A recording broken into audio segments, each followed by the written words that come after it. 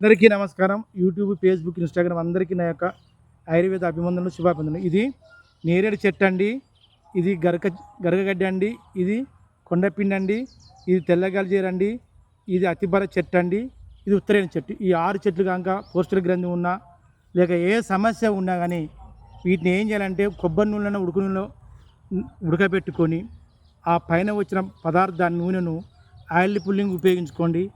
ఆ కింద ఉన్న జిగట పదార్థాన్ని వేరొక నూనెలో కలుపుకొని ఉదయం సాయంత్రము నాటు దోసకాయన నాటు బుడమ్మకాయలు దీపం పెట్టుకొని దీపారాధన చేయండి.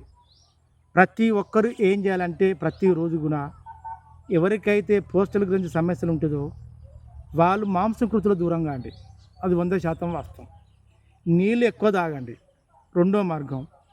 మూడో మార్గం అంటే ప్లాస్టిక్ టబ్బులన్నా బాగా చల్లని నీళ్ళలో ఏది ఎప్సమ్ సాల్ట్ వేసి అందులో ఈ 6 మొక్కలు కనుక వేసి ఆయన నాణ్యంగా చల్లని పదార్థాలు ఉదయం కనుక కాలకృత్యాలు తీర్చుకొని యోగాసనాలు తీర్చుకొని ఒక 20 నుంచి అర్ధ గంట, ఒక గంట వరకు కనుక ఆ నీళ్ళల్లో కూసుంటే వీటి జరగవలసిన ఒక చర్య వల్ల ఆటోమేటిక్గా పోస్టల్ గ్రంథులు వాపు కానీ లేక కిడ్నీ సమస్యలు వాపు కానీ ఏదున్నా కానీ అన్నీ నశించిపోతాయి, అన్ని సమస్యలు తగ్గిపోతాయి.